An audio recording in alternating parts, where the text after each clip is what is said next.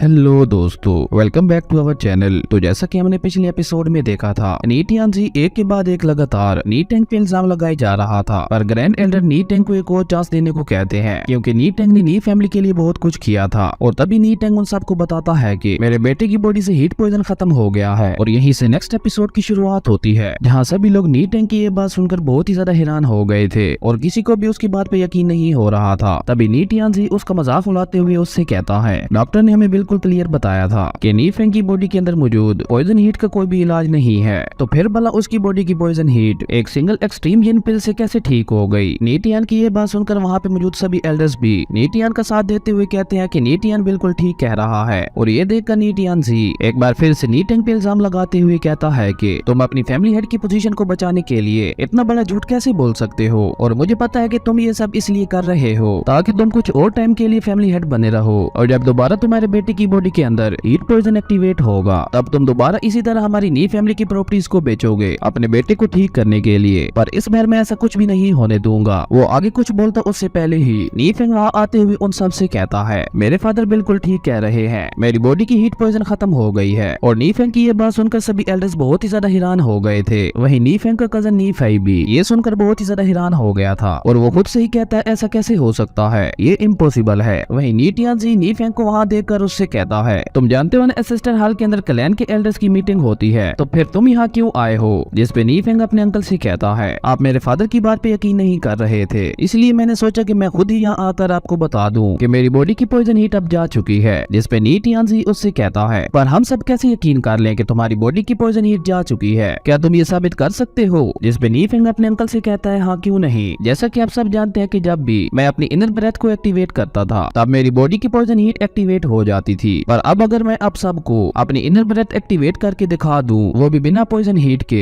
तो क्या इससे आप सबको यकीन हो जाएगा कि मेरी बॉडी की पॉइजन हीट अब वाकई जा चुकी है। नी फेंग की ये बात सुनकर वहाँ पे मौजूद एल्डर्स आपस में बात करते हुए कहते हैं कि नी फेंग एक बहुत ही टैलेंटेड लड़का है और मार्शल आर्ट्स में तो उसकी कोई भी बराबरी नहीं कर सकता था। अगर उसकी बॉडी में वो पॉइजन हीट नहीं आई होती तो अब तक वो चक्रस ओपनिंग के मिड स्टेज पे पहुंच चुका होता। जिस पे एक दूसरा एल्डर कहता है, तुम बिल्कुल ठीक कह रहे हो, इसलिए हमें एक बार नी फेंग की इनर ब्रेथ को देखना चाहिए। और एल्डर्स की ये बात सुनकर नी टियानजी नी फेंग से कहता है, हम तुम्हारी इनर ब्रेथ के साथ साथ तुम्हारे मार्शल आर्ट्स की एबिलिटीज को भी देखना चाहते हैं। और ये कहकर नी टियानजी अपने बेटे को नी फेंग के साथ एक फ्रेंडली फाइट करने के लिए कहता है। अगले सीन में हम नी फेंग और नी फाई को बैटल ग्राउंड में आमने सामने देखते हैं और उन दोनों को आमने सामने देखकर नी टियानजी अपने मन में कहता है कि नी फाई अभी चक्रस ओपनिंग के मिड स्टेज पे है, वहीं नी फेंग ने तो जस्ट अभी अभी इनर ब्रेथ को एक्टिवेट किया है और वो अभी इनर ब्रेथ के फर्स्ट लेवल पे होगा, इसलिए नी फाई नी फेंग को आसानी से हरा देगा और उसके बाद मेरा प्लान कामयाब हो जाएगा। दरअसल नी टियानजी ये सब नी टेंग को झूठा साबित करने के लिए कर रहा था ताकि सभी एल्डर्स उसको फैमिली हेड की पोजीशन से हटाकर उसे फैमिली हेड बना दे। और नी टियानजी सोचता है कि अगर मेरे बेटे ने नी फेंग को हरा दिया तो ना सिर्फ नी टेंग का झूठ सामने आएगा बल्कि उसी के साथ मेरा बेटा भी नी फैमिली में बहुत ज्यादा फेमस हो जाएगा। और नी टियानजी इसी तरह की बातें सोचते हुए बहुत ज्यादा खुश हो रहा था। तभी नी टेंग नी फेंग के पास आते हुए उससे कहते हैं, नी फेंग तुम परेशान क्यों हो रहे हो, तुम फ्लाइंग फ्लावर पंच का यूज करो जो तुम्हारी इनर ब्रेथ की पावर को दिखाने के लिए काफी होगा। जिस पे नी फेंग अपने फादर से कहता है, ओके फादर मैं समझ गया। और तभी नी फाई नी फेंग से कहता है, मुझे ब्लेम मत करना कि मैंने तुम्हारे ऊपर इतना पावरफुल अटैक किया। और ये कहकर नी फाई अपने ऑरा को अपनी फिस्ट में सर्कुलेट करते हुए फॉलिंग बिल्डिंग फिस्ट टेक्निक का यूज करके नी फेंग पे अटैक कर देता है, पर नी फेंग बहुत ही इजीली उसके अटैक से बचते हुए फ्लाइंग फ्लावर पंच से उस पे अटैक कर देता है, जिसके इम्पैक्ट की वजह से नी फाई लुढ़कता हुआ अपनी फादर की गोद में जा गिरता है। और ये देखकर नी टेंग बहुत ही ज्यादा हैरान हो गए थे। वो सोचते हुए अपने मन में कहते हैं, नी फाई चक्रस ओपनिंग के मिड स्टेज पे है जो कि हमारी फैमिली का एक गॉड गिफ्टेड डिसाइबल है। वहीं नी फेंग ने कई सालों तक पॉइजन हीट के चलते प्रैक्टिस नहीं की और अब उसने सिर्फ 3 दिन की कल्टीवेशन से ही नी फाई को एक सिंगल स्ट्राइक में हरा दिया। इसका मतलब है नी फेंग जो कह रहा था वो सब सच था। नी फेंग को वाकई गॉड एम्परर ने कोई लेजेंडरी स्किल दी है। और तभी नी टियानजी अपने बेटे को कान से पकड़ते हुए दोबारा नी फेंग का सामना करने के लिए आगे कर देता है। और नी फाई नी फेंग के सामने आते हुए उससे कहता है, ये बारी काउंट नहीं होगी, मैं दोबारा तुमसे फाइट करना चाहता हूँ। और नी फेंग भी दोबारा मैच के लिए खुशी से मान गया था। ये देखकर नी फाई एक बार फिर से अपने पंच से नी फेंग पे अटैक करता है, पर नी फेंग फ्लाइंग फ्लावर पंच का यूज करते हुए उसके पंच को रोकते हुए उल्टा उसे ही एक पंच मार देता है, जिससे नी फेंग उड़ता हुआ दूर जा गिरता है। ये देखकर नी टियानजी हैरान होते हुए कहता है, नहीं ऐसा नहीं हो सकता, ये इम्पॉसिबल है। और नी फेंग का ये पावरफुल पंच देखकर सभी एल्डर्स भी बहुत ज्यादा हैरान हो गए थे। और तभी ग्रैंड एल्डर खड़े होते हुए कहते हैं, इसकी इनर ब्रेथ तो चक्रस ओपनिंग के कल्टीवेटर से भी कई कई ज्यादा पावरफुल है और मैंने आज तक ऐसा पावरफुल फ्लाइंग फ्लावर पंच नहीं देखा। और ये कहकर ग्रैंड एल्डर नी फेंग को विनर घोषित कर देते हैं और वो सबको बताते हैं कि नी फेंग की बॉडी से पॉइजन हीट वाकई अब जा चुकी है। और ग्रैंड एल्डर की ये बात सुनकर सभी एल्डर्स भी नी फेंग की तारीफ करते हुए कहते हैं ये तो वाकई हमारी नी फैमिली के लिए एक बहुत अच्छी खबर है। और तभी उनमें से एक एल्डर नी फेंग की तारीफ करते हुए कहता है कि भले ही नी फेंग ने कई सालों तक मार्शल आर्ट्स की प्रैक्टिस नहीं की, लेकिन आज भी नी फेंग की मार्शल आर्ट स्किल्स का हमारी फैमिली में कोई भी मुकाबला नहीं कर सकता। नी फेंग वाकई एक मार्शल आर्ट जीनियस है जिसने इतनी जल्दी फ्लाइंग फ्लावर पंच को भी सीख लिया। इसकी स्किल्स और कल्टीवेशन को देखते हुए मुझे लगता है कि ये फ्यूचर में जरूर एक ग्रेट मास्टर बनेगा। और उसके बाद इसी तरह सभी एल्डर्स एक एक करके नी फेंग की तारीफें करने लगते हैं, जिसे सुनकर नी टियानजी को बहुत ही ज्यादा गुस्सा आता है। और इसी के साथ हमारा ये एपिसोड यहीं पे खत्म हो जाता है। अब नेक्स्ट एपिसोड में देखना इंटरेस्टिंग होगा कि नी टियानजी और उसका बेटा आगे क्या चाल चलते हैं। ये तो अब हमें नेक्स्ट एपिसोड में ही पता चलेगा। अगर आपको ये वीडियो अच्छी लगी तो लाइक कर दें और अगर चैनल पे नए आए हो तो सब्सक्राइब करते जाना। तो मिलते हैं एक न्यू वीडियो में, तब तक के लिए बाय।